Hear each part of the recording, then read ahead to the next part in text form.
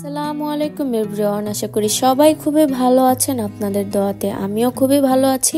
So বরাবরের মতো নতুন আরেকটি ব্লগ নিয়ে আপনাদের সামনে হাজির হয়ে গেছি। একদম রেডি হয়ে ব্লগটা শুরু করছি। আসলে হুট করে একদমই হুট করে প্ল্যান হলো যে আমরা একটু ঘুরতে যাব, কারণ যেহেতু ডিসেম্বর মাস আমার টোটালি অফ ডে। তো ভাবলাম এই কদিন খালি ঘুরেই বেড়াবো। তো আজকে ছিল বাবুর বাবার অফ ডে, আর আমার তো অফ হয়ে গেছে, আমার সব বাচ্চা কাচ্চার পরীক্ষা শেষ। তো ভাবলাম যে আজকে আমরা বের হই। তো আমরা খাওয়া দাওয়া করার কিছুক্ষণ আগে আর কি সিলেক্ট করলাম ইয়েতে যাব, আজকে চিড়িয়াখানার দিকে যাব। অনেক দিন ধরে মেয়ে বলতেছিল, বাট সময় হচ্ছিল না। আর দেখা যায় সুযোগ পাই আমরা শুক্রবার, কারণ এছাড়া তো আর বন্ধের দিন নেই। আর শুক্রবার দিন এত দূরে যাওয়া, মিরপুর মেট্রো রেল ছাড়া যাওয়াটা আমাদের জন্য টাফ, কারণ অনেকটা পথ। তবু আমরা কেন জানি শুক্রবার দিনই বের হয়েছিলাম, যতটুকু দেখতে পারি এই জন্য। তো আমরা বের হয়ে প্রথমে রিক্সা নিয়ে মেইন রোডটায় যাব, যেখান থেকে সিএনজি নিয়ে আমরা প্রথমে মেট্রো রেলের দিকে যাব। তো এই তো আমরা তিনজন রেডি হয়ে বের হয়ে গেছি, এখন রিক্সা নিব।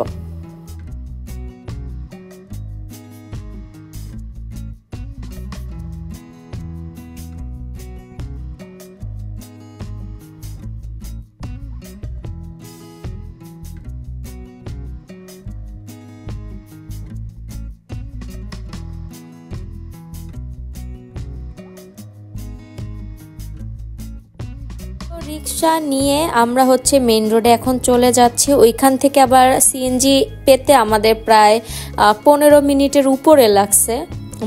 সিএনজি ছিল, বাট ভাড়া এত বেশি চাচ্ছিল, ডাবল থেকে যদি বেশি থাকে 3 গুণ ভাড়াও চাচ্ছিল। তো ফাইনালি একটা পেয়েছিলাম, যেটার ভাড়া আমাদের এখান থেকে নর্মালি 150 টাকা ভাড়া হয়, সেইখানে 220 টাকা ভাড়া দিয়ে সিএনজিটা নেই। কারণ কি, বাসে যদি যাই ডিরেক্টলি বাস আছে, কিন্তু লেট হয়ে যাবে, যেহেতু মেট্রো রেল শুক্রবারে 3:30টার পরে আর কি খোলা হয়। তো আমরা আবার চিড়িয়াখানা 5টার মধ্যে বন্ধ হয়ে যায়, আমরা যে আধা ঘন্টাও ঘুরতে পারবো কিনা জানি না। তারপর ভাবলাম যাই, আর মেট্রো রেলে গিয়ে দেখলাম বিশাল এক লাইন। তো মেয়ে এদিকে দুষ্টুমি করতেছে, দৌড়াদৌড়ি করতেছে, আর আমার হাজবেন্ড লাইনে দাঁড়াইছে। তো ওইখান থেকে তারপর টিকিট কেটে তারপর মেট্রো রেলে উঠবো। তো এইখানেও আমাদের প্রায় 15-20 মিনিট লাগছে। তো ফাইনালি টিকিট কেটে ফেলছি।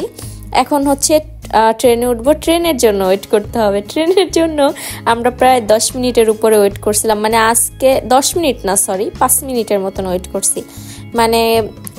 এই করতে করতে আমাদের অনেকটা লেট হয়ে গেছে, না হয় আরও তাড়াতাড়ি পারতাম। তো আমরা এখান থেকে মিরপুর 10-এ নামছি। মিরপুর 10 থেকে আবার যেতে প্রায় 10-15 মিনিট লাগছে। অলমোস্ট আমাদের 5টা বেজে গেছে, আমরা বাসা থেকে বের হয়েছি 3টা। আমাদের এগুলো করতে করতে তখন 5টা না, সরি 4:30 বাজে। তো এখন আমরা চিড়িয়াখানার দিকে যাচ্ছি। যতটুকু পারি 5টার পরে অফ হয়ে যায়, আধা ঘন্টাও যদি ঘুরতে পারি তাহলেই হয়। আমরা রিক্সায় উঠে বলতেছিলাম যে আদৌ কি ঢুকতে পারবো কি পারবো না। তো ফাইনালি আমরা ঢুকতে পারছি, বাট আমরা হাতে বেশিক্ষণ সময় পাইনি। হাইস্ট মনে হয় 20 মিনিট টাইম পাইছিলাম। তার উপরে একদম সূর্যের আলো চলে গেছে, এদিক দিয়ে মাইকে অ্যানাউন্স করতেছিল যে বের হয়ে যেতে। তারপর আমরা কি করছি, যতটুকু পারছি ঘুরে বেড়াইছি। আমার মেয়ে তো এত বেশি এক্সাইটেড, ও বাঘ দেখবে, সিংহ দেখবে। এদিকে আমরা ভুল ম্যাপে ঢুকে গেছি, যেই দিকে বাঘ সিংহ ছিল ওই দিকে না, যে আমরা অন্য রোডে চলে গেছিলাম। তারপর আমরা ঘুরে ঘুরে দেখতেছিলাম। চিড়িয়াখানা এমন একটা প্লেস যেখানে সময় নিয়ে আসলে সুন্দর মতন সব কিছু দেখা পসিবল। জায়গাও সুন্দর, অনেক বড়, সব কিছু মিলে ওই আধা ঘন্টা 1 ঘন্টা নিয়ে গেলে আসলে পোষায় না। তো মোটামুটি যদি হাতে 3-4 ঘন্টা নিয়ে যাওয়া যায় তাহলে একদম সুন্দর মতন সব কিছু ঘুরে দেখা যায়। তো যাই হোক, তারপর যেটুকু পারছি ওইটুকুই মেয়েকে দেখাইতে পারছি যে এটাই অনেক। তো আমরা হরিণ দেখছিলাম, ওইখান থেকে একটা পাখির দিকে গেছিলাম। আমরা খুঁজতেছিলাম, আমাদের মেইনই টার্গেট ছিল যে বাঘ সিংহ এই টাইপের জিনিসগুলো দেখবো। বাট ওই যে বললাম যে ভুল পথে ঢুকে গেছি। তারপরে যা দেখতেছিলাম ওইগুলাই সামনাসামনি একটু ক্যাপচার করতেছিলাম। আর মেয়ে তো মহা খুশি এগুলো দেখে, ও বিশেষ করে খুব এনজয় করতেছিল, ওর জন্যই মূলত যাওয়া। তো আমরা ঠিকঠাক ঘুরতেও পারি নাই। তো ভাবছিলাম যে আবার যাব, খুব শীঘ্রই যাব, যেহেতু বাসা চেঞ্জ করব। বাসাটা চেঞ্জ করে তারপরে তার মধ্যে একটু গ্রামে যাওয়ার প্ল্যান আছে। তো এগুলো শেষ করেই তারপরে আবার আসব, কারণ এইভাবে ঘুরে আমাদের আসলে পোষায়নি। তো কি কি দেখলাম সেটা আমাদের সাথে আপনারাও দেখুন।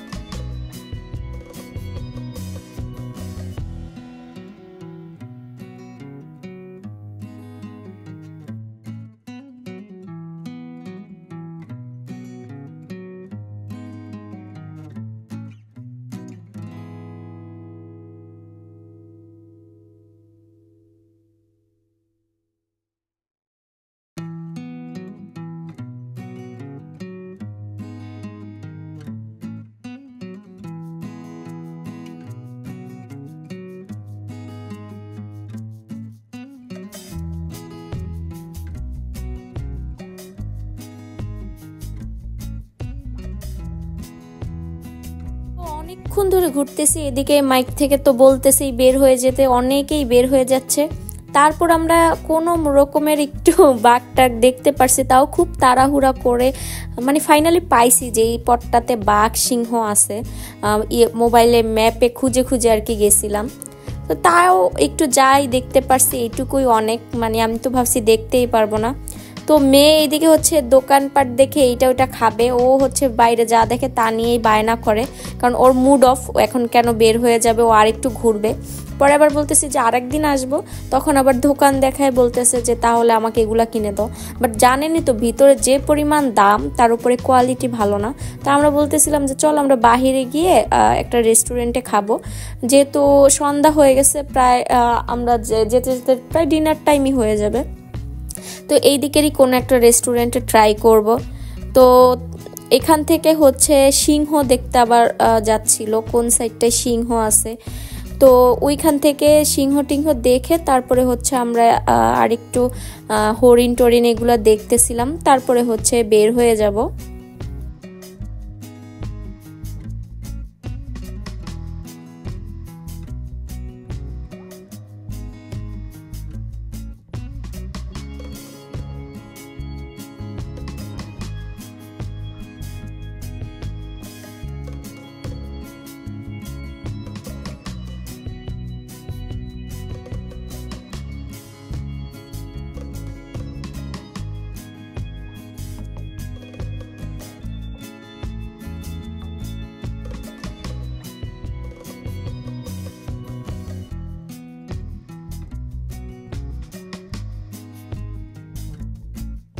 ফাইনালি আমাদের চিড়িয়াখানা থেকে বের হয়ে যাওয়া লাগছে। তো ওইখান থেকে আমরা আগে থেকে একটা রেস্টুরেন্ট ঠিক করে রাখছিলাম, যে এটার রিভিউ অনেক ইয়েতে দেখি, ইউটিউবে তারপরে ফেসবুকে। তো ভাবলাম যে এইটাতে আসব। তো আসছি, আর মেয়ে এরকম মুকুশ টুকুশ কিনছে, আর আমরা ফুচকা টুচকাও খাইছিলাম, যেটার ভিডিও শ্যুটটা নেওয়া হয়নি। তো আমরা হচ্ছে খাবারের জন্য ওয়েট করতেছিলাম, খাবার দিতে বেশি লেট করে নাই, তো টুকটাক একটু ভিডিওর জন্য ভিউ নিতেছিলাম আর কি।